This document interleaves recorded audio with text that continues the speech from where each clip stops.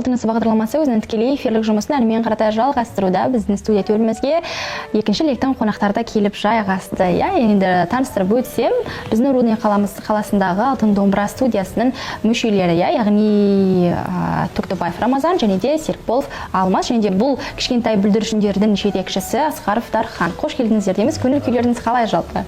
Жақсы. Жақсы ма? Керемет. Жалпы енді біздің негізгі тақырып осы республикалық фестиваль жөнінде болып жатыр, иә? Енді ең бірінші өздеріңізден бастайын, кішкентай бүлдіршіндерден рұқсат болса, жалпы осы бір байқау қалай болды, ұнады ма?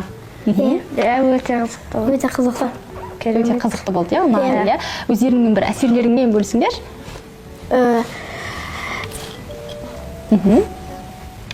Ұялмаймыз, қысылмаймыз, айта береміз. Енді Алмас шәкіртіміз 2 рет барып келді, кішкене тәжірибесі бар. Бірінші Ақтөбеге барып келді, одан кейін кешегі Астанада болып келді. Енді финалға жолдамалы отыр. Енді финалға Финалда 19 сәуірде. Финал бізде осы айда болады, иә? 19 сәуірде бар Астанаға. 19 сәуір күні. Яғни сол бір финалға екеуің де қатысасыңдар. Иә. Қандай керемет, иә? Өте керемет. Сәттілік тілейміз ең бастысы, иә? Жалпы енді Дархан Балғабекұлы осы бір шашу республикалық байқауы естуімізше біраз жерлерде өтті, иә? Яғни Ақтөбе қаласында дегенде осы жөнінде бізге толығырақ айтып өтсеңіз. Бұлбұл тынысы бағдарламасының тұрақты көрермендері. Бұл енді шашу бағдарламасы конкурсы жалғыз бұл жерде домбыра емес. Дәстүрлі ән орындаушылық шеберлігі бар, вокалный жанры бар. Соның ішінде біз домбыра жанрынан бардық. Ақтөбеге барып келді, біздің Алмас деген шәкіртіміз ол жерде де екінші орын алып келді. Кеше Астана қаласында еді, Астана қаласында бірінші орын алып, 19 сәуірде өтетін финалға жолдама алды, Рамазан деген шәкіртіміз екеуі. Енді біз енді өзіміз Алтын домбыра студиясы болғандықтан осы жөнінде ғана дайындап отырмық, пока енді негізі вокалдан да баруға болады, дәстүрлі әннен де баруға алдағы уақыттарда. Бізде Рамазанның алғашқы қатысуы ма осындай жарыстарға әлде қалай? Иә. Алғашқы қатысуы, иә? Жасың нешеде? 10-да, иә? Яғни домбырамен қашаннан бастап айналысасың? Мен атым Тоқтыбаев Рамазан.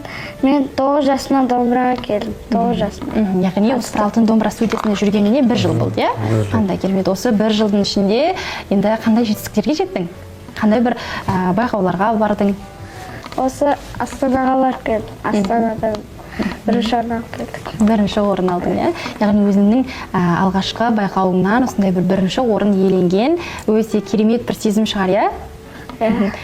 Үйдегілер отбасың не деп жатыр, ата-анаң?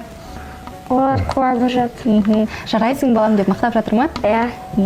Қандай керемет. Алмас, енді өзіңе тоқталар, иә? Жасың нешеде? Менің жасым 9-да. 9-да, иә? 10-да. 10-да. Қобалжығаннан шатасып жатыр, иә? 10-да, иә? Осы бір домбыра, неліктен осы домбыра аспабын таңдадың? Себебі домбыра аспабы маған ұнады. Ұнады, иә? Иә. Кім көрсетті саған осы бір аспапты? Міне осындай бізде аспап бар деп. Біздің ағай. Яғни? Дархан ағай. Енді кім Алмас жөнінде айтып жүрсем шәкіртім. Алмас болады ғой, біздің Алтын домбыра студиясы енді сұлықпен үйретеміз көрсетіп, нотамен емес. Енді қабілеті сұлықтан өте жоғары деңгейде. Қазіргі таңда репертуарында 21 күй біледі. Өзі бір күйді үйде отырып үйреніп шығара береді. Бір күй тумай ма шығарады өсірі. Сондай жақсы қабілеті бардан сұлық тез үйреніп алады. Қандай керемет, ал біздің Рамазанның қоржынында қанша күй бар екен? Рамазан айтады. Қанша күй білесің? 5 күй, иә? 5 күй біледі. Қандай күйлер? Бізге атын атап берші. Келіншек, желдірме, ыңғайтөк, тепеңгөк.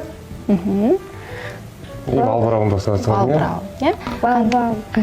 Ортасынан. Осы бір біздің Астанада өткен фестивальде қандай күйді орындадың? Желдірме күйін орындадым. Желдірме күйін орындадың, иә?